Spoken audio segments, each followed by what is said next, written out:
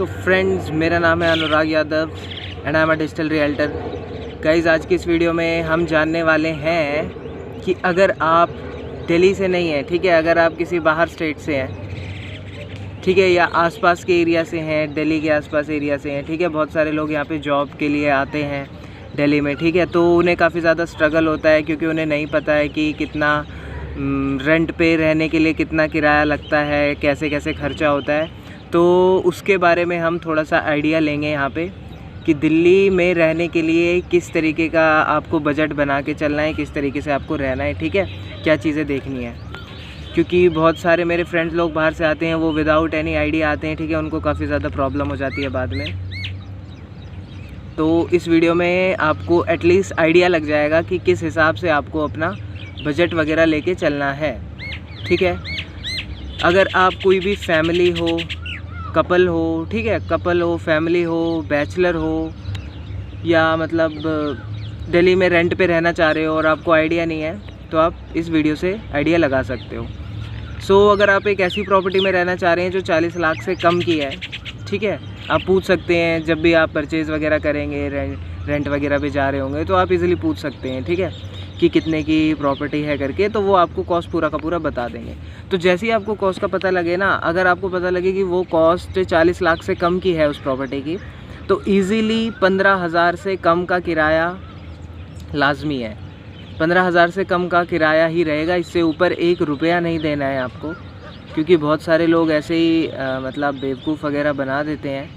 तो आपको ध्यान रखना है कि अगर 40 लाख से कम की प्रॉपर्टी, इवन 35 लाख ऐसी भी प्रॉपर्टी जा रही है, तो उसका जो रेंट है महीने का वो 15,000 से कम जाएगा। इसी तरीके से अगर 40 लाख से ऊपर की प्रॉपर्टी है और मान के चलिए 1 करोड़ के आसपास पहुंच रही है वो, ठीक है, 40 लाख से लेके मैं कहता हूँ सपोज़ 90 लाख, 95 लाख, ठीक है, या 1 करोड़ भी पहुँच रही है, तो उसका किराया 15,000 से 40,000 के बीच तक का ही रहना चाहिए, ठीक है, इससे ऊपर नहीं जाएगा। उसके बाद बात कर लेते हैं कि अगर कोई प्रॉपर्टी 1 करोड़ से ऊपर की है, तो वहाँ पर आपका किराया 60,000, कहीं कहीं तो मैंने 40,000 भी सुना है, जो काफ़ी बेनिफिशियल रहा है। तो 40,000, 60,000 ऐसा आपको देखने को मिल सकता है, ठीक है फ्रेंड्स। तो ये तो बात हो गई प्रॉपर्टी की, कि प्रॉपर्टी को देख के आप किस तरीके से रेंट का आइडिया लगाएंगे दिल्ली में।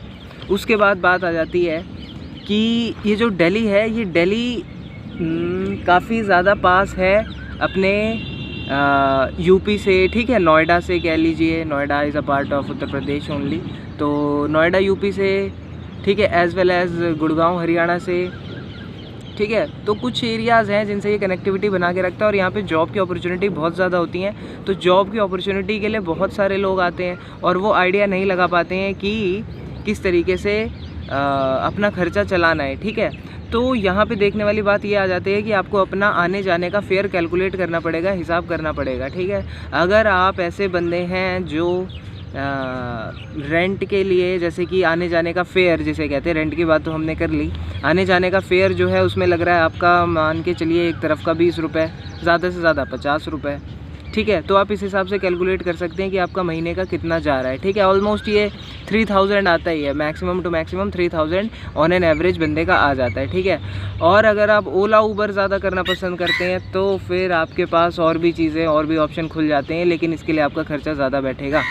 ऑन एन एवरेज ओला उबर अगर आप डेली बेसिस पे करते हैं, तो उसका मान के चलिए 500 से 800 रुपये तो आपका एक साइड का हो ही जाता है। जो महीने का कॉस्ट लग जाता है वो है 24,000, ठीक है। तो इस हिसाब से आपको चीज़ों को ध्यान रखना पड़ेगा, ठीक फ्रेंड्स। उसके बाद हम बात कर लेते हैं डेली ग्रॉसरी की, कि रोज़ का खाने पीने का खर्चा भी आपका कुछ ना कुछ जाता ही रहेगा।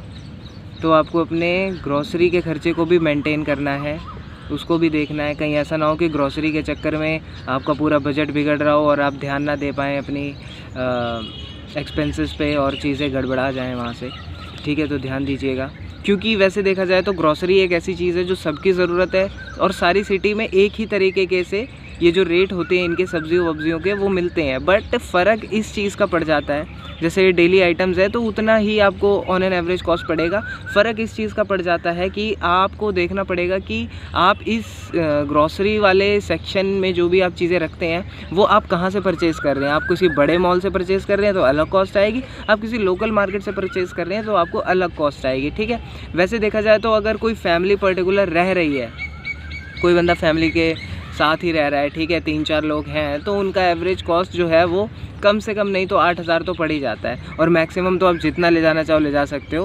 हालांकि देखा यही गया है कि 24,000 25,000 से ज़्यादा कोई फैमिली इस पे ज़्यादा कुछ करती नहीं है, बट मिनिमम 8,000 जाता ही जाता है, ठीक है।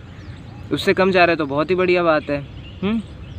अब यहाँ पे दूसरी चीज़ ये आ जाती है कि if you are a single, अगर आप अकेला रहना चाह रहे हैं, ठीक है, तो इस हिसाब से आपको मिनिमम टू मिनिमम 5,000 खर्चा आपका बैठ जाएगा ग्रॉसरीज़ के ऊपर, ठीक है। एज़ वेल एज़ अगर आप किसी हाई मॉल से शॉपिंग करते हैं डेली बेसिस पे तो वो भी आपका 15,000 से 18,000 के बीच में पहुंच जाता है। सो इन चीज़ों का ध्यान रखिए, ग्रॉसरी का ध्यान रखो, आने जाने के फेयर का ध्यान रखो, एज़ वेल एज़ अगर आप चाहते हो कि आप कुछ टाइम एक्सपेंड करना चाहते हो, ठीक है, टाइम स्पेंड करना चाहते हो, सॉरी, किसी अच्छी जगह पे, जैसे कि आपको रेस्टोरेंट जाना पसंद है, ठीक है, बार लॉन्ज में घूमना वगैरह पसंद है। हालांकि कोरोना के टाइम ये सब अभी नहीं चल रहा है, ना ही लोग पसंद करेंगे, बट आपको अगर फिर भी पसंद है तो आप चूज़ कर सकते हो उसके हिसाब से, जिसका खर्चा ऑलमोस्ट 1500 एक बंदे का पड़ता है। दिल्ली में जो भी अगर आप एवरेज किसी बार लॉन्ज रेस्टोरेंट वगैरह में जाते हो तो बंदा एक बारी का इतना खर्चा तो करता ही करता है। तो अब आप देख लीजिए महीने में आप कितनी बार जाना पसंद करते हैं, उसके हिसाब से कैलकुलेट करिए।